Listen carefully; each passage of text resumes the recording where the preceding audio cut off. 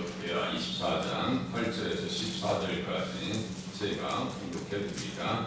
이에 왕이 말하여 한 궤를 만들어 여호와의 전 눈밖에 두게 하고 유다와 예루살렘에 공포하여 하나님의 종 모세가 광야에서 이스라엘에게 정한 세를 여호와께 드리라 하였더니 모든 방백들과 백성들이 기뻐하여 마치기까지 돈을 가져다가 궤에 던지니라. 매일 사람들이 언제든지 궤를 메고 왕의 관리에게 가지고 가서 돈이 많은 것을 보이면 왕의 서기관과 대제사장에게 속한 관원이 와서 그 궤를 쏟고 다시 그곳에 가져다가 두었더라. 때때로 이렇게 하여 돈을 많이 거두매 왕과 여호야다가 그 돈을 여호와의 전 감독자에게 주어 석수와 옥수를 고용하여 여호와의 전을 보수하며 또 철검과 노스의 부분을 고용하여 여호와의 전을 수리하게 하였더니 기술자들이 맡아서 수리하는 공사가 점점 진척됨으로 하나님의 전을 이전 모양대로 견고하게 하니라. 공사를 마친 후에 그 남은 돈을 왕과 여호야다 앞으로 가져갔으므로 그것으로 여호와의 전에 쓸 그릇을 만들었으니 곧 선교 제사 드리는 그릇이며 또 숟가락과 금은 그릇들이라. 여호야다가 세상에 사는 모든 날에 여호와의 전에 항상 번제를 드렸더라. 아멘. 요아스 왕이 성전을 다시 수리하는 장면을 보면서 수리할 수 있는 재원이 어디에서 나왔는가? 9절에 보면 하나님의 종 모세가 광야에서 이스라엘에게 정한 세다. 그래서 성전세라고 말씀드렸죠. 예수님도 물고기 입에서 나온 한 세계를 가지고 베드로와 예수님의 성전세를 받는 사람에게 주었다라고 말씀드렸어요. 성전세. 성전세를 가지고 성전을 수리하고 관리하고 또 성막을 감당하는 일들을 11조도 똑같습니다. 똑같은 원리입니다. 그래서 왜 그렇게 수리하게 되었는가? 7절에 보니까 이는 그 악한 여인 아달랴의 아들들이 하나님의 전을 파괴하고 또 여호와의 전의 모든 성물들을 바알을 위하여 사용하였음이었더라. 얼마나 파괴가 심해졌어요. 성자 들어가는 것은 건드리면 안 된다고 했어요. 성전, 성물, 성호, 성일. 성자 들어가는 것은 함부로 취급해서는 안 됩니다. 성물을 함부로 취급했다. 다니엘서 5장에 벨사살 왕이 그날에 죽임을 당하더래. 내내 대기를 고발하시고 너 나를 내가 세보니까 너는 끝났어. 무게에 하나님의 저울에 달려보니까 한 양 미달이야. 우바르신이라는 것은 베레스 우스할 때 베레스에서 나온 말입니다. 완전히 깨졌다. 완전히 두조가. 제가 자주 말씀드리죠. 하나님의 법을 깨버리면 인생 깨져버립니다. 확실히 깨져버립니다. 그것은 시간 차이만 있을 뿐입니다. 그래서 하나님을 두려워하는 중에 섬겨야 되고요. 구약에서는 하지 말라라고 하는 십계명을 주셨지만 신약에서는 팔복을 가지고 하라고 하는 계명을 주셨습니다. 그러니까 신약이 더 깊어요. 다음 주쯤에 이번 주와 다음 주쯤에 제가 마태복음 5장쯤에 설교할 거예요. 그러니까요, 얼마나 신앙생활이 깊은지 몰라요. 제대로 말씀을 알고 가면 정말 두려워하는 중에 섬겨야 되는데요. 그런 두려워하는 마음이 우리에게 있는지 한번 진단해 볼 필요가 있습니다. 그래서 성전에서 예물을 드리는 원리는 무엇인가? 10절 보세요. 모든 방백들과 백성들이 기뻐하여 마치기까지 돈을 가져다가 궤에 던지니라. 어거지만 하는 것이 아니라요. 감사함을 하는 거예요. 그래서 일체 우리는 문명으로 다 해버려요. 그런데 성분 더 잘하시죠. 이름을 불러서 공명심 있는 것이 아니고요. 아예 주고도 안 되죠. 그런데도 더 잘하시더라고요. 가만히. 자원하는 것이 더 큰 거예요. 자발적으로 하는 것이 더 잘하시는 거라니까요. 그냥 눈치 보면서 어거지로 하는 것이 아니라 정말 자원해서 해야 돼요. 똑같은 구절이 열왕기하 12장입니다. 본문과 열왕기하 12장이 같아요. 그래서 이제 앞에 24장 맨 위에 위에 보면 유다 왕 요아스가 열왕기하 12장 1절에서 16절이 써놨거든요. 똑같은 상황에서 열왕기하 12장 4절에서는 다음과 같이 써 있습니다. 여호와스가 제사장들에게 이르되 여호와의 성전에 거룩하게 하여 드리는 모든 은 곧 사람이 통용하는 은이나 각 사람의 몸값으로 드리는 은이나 몸값으로 드리는 은 생명의 속전 성전세예요. 몸값으로 드리는 은이나 자원하여 여호와의 성전에 드리는 모든 은 자원했다라고 해요. 자원 이게 뭐냐면요 마음에서 이렇게 싹 터올랐다는 거예요. 마음에서 우러나오고 자연스럽게 그 싹이 트는 것처럼 이렇게 곡식이 이렇게 뜨면 자연스럽게 올라와야 되는 거예요. 헌금은 그래서 억지가 아니고 자원하는 것입니다. 그래서 그 헌금을 보니까 언제든지 괴를 내고 레위 사람들이 던지니라. 그러니까 돈이 많은 것을 보이면 이것도 보니까 많아지잖아요. 그죠? 자원은 돈을 많이 거두매 자정이 넉넉했죠? 넉넉했어요. 여호야다를 통해서 정직하게 요아스 왕을 통해서 통치하게 하니까 제대로 메시아 계시 언약 사상을 마음속에서 착상을 시키고 신정정치 메시아 계시 언약의 말씀이 그 땅의 통치의 원리로 실현되었을 때 백성들이 어떻게 하나님 앞에 충성할 수 있는지를 지금 본문에서 볼 수 있는 거예요. 메시아 계시 언약 사상 사무엘하 7장 12절에서 17절까지의 말씀을 깊이 헤아리셔야 됩니다. 그 말씀을 또 시편에서 잘 해석해 놨는데요. 시편 89장 132장 잘 해석해 놨습니다. 누가복음 1장 32절 또 거기에 또 예수님 그대로 예수님 다윗의 자손을 모셨어요. 그러니까 그것이 메시아 계시 언약 사상이고 그들의 사명이 그것이라니까요. 이스라엘 존재 사명이 가장 기본적인 게 이거예요. 헌금한다는 것은 예수님께서 나를 위해서 모든 걸 주셨잖아요. 아끼고 없이 다 쏟아 주셨어요. 그러면 뭐예요? 하나님 앞에서 우리가 할 것이 무엇인가 한번 생각해 보면요. 그 믿음으로 11조를 생각해 보면 큰 것이 아니고 최소한의 것이다 라고 하는 생각 가지고 신앙생활 하셔야 됩니다. 어떤 사람들은 주일성수하고 11조 하면요. 내가 이 정도면 최대치를 잘하고 있는 거지. 그거 교만한 생각일 가능성이 큽니다. 항상 겸손하셔야 돼요.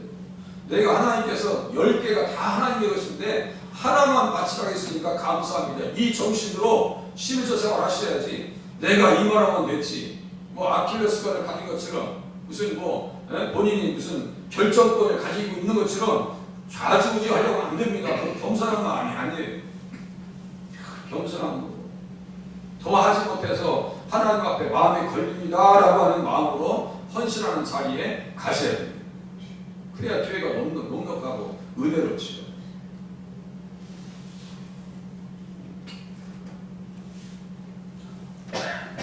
성전을 건축할 때 성막을 세울 때나 그렇게 하고 성전을 다윗이 솔로몬을 통해서 성전을 건축하게 할 때도요 인색하지 않았어요. 다들 넘치게 했습니다. 다들 넘치게 했어요. 남아돌게 했습니다. 심지어 더 이상 가져오지 말라고. 그런데 착각해가지고 이스라엘 백성들이 금은 보화를 출애굽할 때 챙겨줬더니 그거 가지고 맨 처음에 뭐 했어요? 금송아지 만들었어요. 우리가 예전에 그랬어요. 우리에게 주어지는 물질적인 그 축복 가지고 세상을 위해서 썼는데 예수 믿었으면 이제 누구를 위해서 사용하셔야 돼요? 주님을 위해서 사용해야 된다라고 하는 사실 또한 깨달으실 수 있기를 바랍니다. 몸도 드리는 거 인색하지 마시고요. 시간을 드리는 것도 인색하게 하지 마세요. 예배 시간에 나와서 말씀을 듣는 그런 믿음의 자세가 아주 중요합니다. 다 안다고요? 저도요 읽으면서 해석해드리죠. 몰라요 다. 아니 그 말씀 내가 아는 말씀 천만에요. 안다는 것은 생활 속에서 내 손과 발끝에서 이루어지는 것이 아니라니까요. 내가 너희를 도무지 알지 못한다는 것은 행동을 통해서 안다고 하시는 말씀이에요. 자, 안다는 것은 이 경험한다는 겁니다. 그리고 하나님의 말씀이 내 삶 속에서 경험되지 않으면 실천으로 옮겨지지 않으면요 아는 것이 아니에요. 그렇다고 보면 우리가 하나님의 말씀을 얼마나 알아요? 겸손하셔야 됩니다. 늘 말씀 앞에 부족한 것을 깨달으셔야 돼요. 나는 부족하고 그래서 오늘도 말씀의 은혜가 필요하고 하나님 앞에 복종하는 그런 기도가 하나님 앞에 드려져야 되고요. 그것이 향기로운 하나님의 음성이가 아니라 하나님 앞에 드려지는 음성이라니까요. 출애굽기 35장에 보니까 마음에 원하는 자 똑같아요. 마음에 원하는 자 너희의 소유 중에서 너희는 여호와께 드릴 것을 택하되 마음에 원하는 자는 누구든지 그것을 가져다가 여호와께 드릴지니 라고 하면서 거기에 이제 항목을 써놔요. 금과 은과 놋과 청색, 자색, 홍색실과 제가 홍색실도 어디에서 나온가 했어요? 시편 22장 6절인가요? 거기에 보면 나는 벌레라. 이 벌레 있죠? 이 벌레가 홍색실의 원료라고 말씀드렸죠? 그러니까 그 예수님의 피와 연결된다니까요. 너희 죄가 진홍같이 붉을지라도 이 말씀이 다 예수님의 피와 연결되는 거예요. 예수님 전체를 다 우리에게 주셨는데 우리에게 하라고 하는 것을 못한다는 것은 좀 아쉬움이 있다. 아쉬움이 크더라니까. 그래서 마음이 감동된 모든 자 감동이 와야 돼요. 감동이. 저희 집안에 얘기할게요. 어떤 이제 누님이신데 오늘 교회 집회 갔었는데 앞에서 목사님이 이제 여기 앰프 좀 하시라. 근데 그렇게 감동이 왔어요. 감동이. 근데 문제는 순종하지 못했어요. 그 감동이 오는데 감당이 안 되더라고요. 그 감동을 순종했어야지 왜 안 했어요? 얼마나 된다? 할 수 있는 환경이 없네 보니까. 환경이 넘치죠. 넘쳤어요. 뭘 안 하더라. 안 했대. 그래서 막 금자리가 사놓고 순종하지 않냐고. 저도 제가 급수에서 느낄 정도는 어느 정도 아시겠어요? 제가 전화해봤어요. 사실상 이런 일이 있었어요. 제가 보니까 이렇게 안 좋게 뭐 이상한데 제가 웬만하면 끝내기 안 하잖아요. 근데 그때 딱 한번 맞죠. 뭔 일 있어? 사실상 이런 일이 있어가지고 내가 감동을 순종하지 않았더니 내가 감당해. 그 왜 순종했어요? 순종하지 않았어. 막 혼냈죠. 강하게 감동하실 때는 축복하시라는 거예요. 그러니까 집 팔으면 집값 오르고, 어디 투자하면 투자해서 훌랑 다 떨어져 버려요. 내가 그래서 막 얘기해요. 순종해야 하나님께서 하라고 하시는 것은 뭐를 주시려고 하는 거예요. 조금 이해되시나요? 하나님께서 하라고 하시는 것은 하나님께서 복 주시려고 하는 거예요. 절대로 생각해 보세요. 창조의 주가 되시는 분이 하라고 하실 때 손해보게 하시겠냐고요. 이스라엘 백성들 그렇게 사용하시고 버리시냐고요. 지금 세계 모든 경제권을 다스리는 것이 이스라엘 백성이라고 말씀드렸죠. 로스차일드가 한번 쳐보세요. 유대인들 스타벅스 뭐 인텔 이거 다 저기 유대인 사람들 거예요. 세계 굵직굵직한 거 다 유대인들 것입니다. 절대로 하나님 손아보기 안 하십니다. 심는 백성들을 세우시더라 이거예요.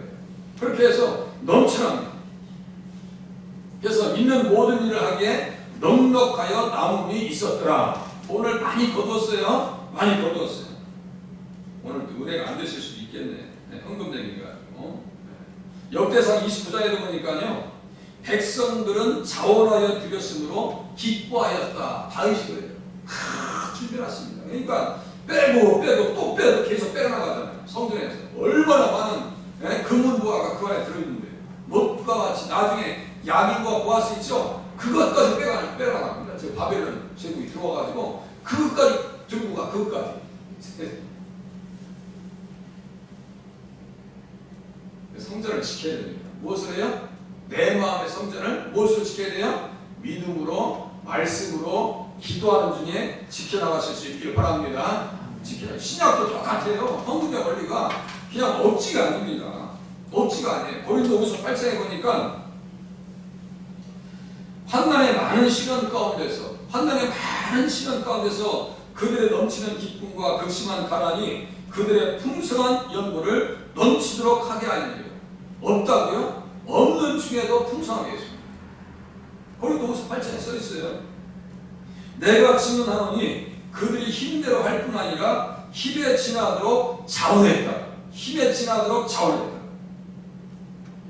우리 주한 장로교회 권사님들 여기 오셔서 기도하시지만 거기에 피텍 장로님 중에 한 분이 같이 이제 이렇게 그분도 교부장이에요. 그래서 말씀하셨는데 같이 신앙생활하면서 11조에 대해서 다음과 같이 얘기했어요.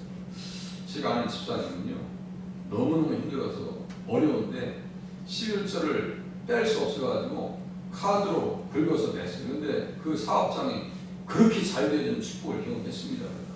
그러니까 생각해보세요. 절대로 손해보게 만들지 않습니다. 우리가 시간을 들이고 새벽 시간을 들이고 몸을 들였는데 절대로 손해보게 하지 않으십니다. 마음에 중심이 없는 건 하지 않으셔도 돼요. 마음에 중심이 없는데 어떻게 억울합니까? 그게 누구예요? 가인과 아벨. 그죠? 그래서 받으실 때 창세기 4장에 보면 하나님께서 가인과 그 재물을 받으셨다라고 써 있어요. 가인과 그 재물을 받으셨다니까요. 아벨과 그 제가 지금 이 원고를 지금 찾으면서 없다니 원고를 하다 보니 엮이니까 보세요. 창세기 4장 4절에 보니까 아벨은 자기도 양의 첫 새끼와 그 기름을 드렸더니 여호와께서 아벨과 그의 재물은 받으셨으나 써있죠?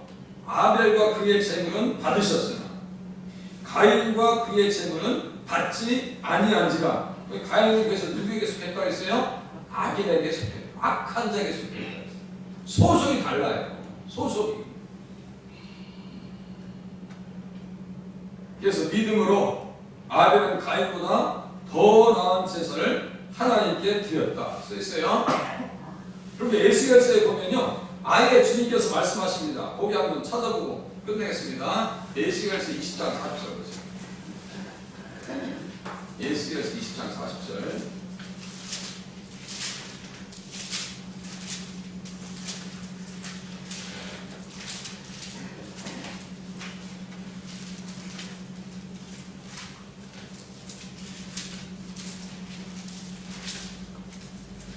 거기 위에 보면 타이틀이 맹세한 땅으로 이스라엘을 인도하리라 이렇게 써있죠.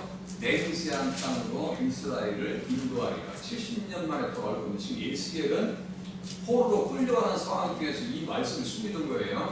그러니까 성경은요 정말 자세하고 세밀하고 확실합니다. 40절 보면 주 여호와의 말씀이니라. 이스라엘 온 족속이 그 땅에서, 그 땅이 뭐예요? 땅 자손 복이라 했죠. 그 땅에 왜 들어와야 돼요? 예수님 그 땅에 승천하시거든요. 육신으로 하면 예수님께서 이스라엘 자손으로 오셨다고 로마서 9장 4절 5절 써 있어요. 네, 그러니까 다시 돌아온 거예요. 땅 자손 복이에요. 복이라고. 땅에서 내가 거룩한 산, 여기 뭐예요? 이스라엘의 높은 산, 예루살렘입니다. 다 나를 섬기리니 거기에서 내가 그들을 기쁘게 받을지라. 거기에서 너희 예물과 너희가 드리는 첫 열매와 너희 모든 성물을 누가 요구한다고요? 내가 요구하리라 써있죠? 김 목사가 요구하는 거예요? 하나님께서 요구하신다. 요구하신다. 내가 너희를 인도하여 여러 나라 가운데서 나오게 하고 너희가 흩어진 여러 민족 가운데서 모아낼 때 내가 너희를 향기로 받고 써있죠? 주님이 받으셨으면 또 해야 될 거 아니에요. 우리도 나를 받아주셨는데요. 향기로 받고 내가 또 너희로 말미암아 내 거룩함을 여러 나라의 목전에서 나타낼 것이며 내가 내 손을 들어 너희 조상들에게 주기로 맹세한 땅 또 나오네. 아브라함과 이삭과 야곱에게 주시기로 맹세한 땅 자손복 다 엮여 있어요. 세 가지 주제가 구약을 이렇게 전체적으로 이렇게 이끌어간다고 말씀드렸잖아요. 곧 이스라엘 땅으로 너희를 인도하여 드릴 때는 너희는 내가 여호와인 줄을 알고 거기에서 너희의 길과 너희 스스로 더럽힌 모든 행위를 기억하고 이위 행한 모든 악으로 말미암아 스스로 미워하리라. 가장 미워한 게 누구요? 나요. 나라고요. 항상 죄에 지을 수 있는 가능성이 있거든요. 누구처럼요? 요아스처럼. 이제 다시 본론으로 갑니다.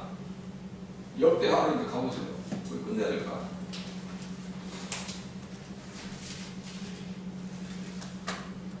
예수로 충만할 때는 이렇게 잘하던 사람이 요리하다가 주님이 죽으니까 어떻게 돼요? 18절 보세요. 그의 조상들 하나님 여호와의 전을 버리고 아사라 목상과 우상을 섬겼으므로 그 죄로 말미암아 진노가 유다와 예루살렘에 임하네. 보세요. 주님 버리고 살 수 있겠어요? 끝이 비참합니다.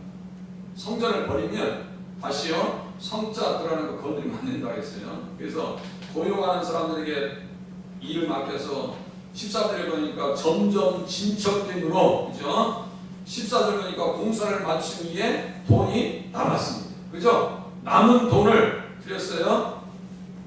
그리고 세상에 사는 모든 날에 끝에 보니까 여호와의 전에서 항상 번제를 드렸다라고 하는 것은 번제에 대한 제도는 레위기 1장에서 보시면 정확히 맞습니다. 그 번제는 누구를 지금 기억하게 하고 누구를 바라보게 하고 누구의 피를 생각하게 하는 거예요? 예수의 피를 생각하게 하는 겁니다. 그러니까 항상 믿음의 제사가 우리 가운데 예수님의 피의 증거가 있으실 수 있기를 바랍니다. 기도하시겠습니다.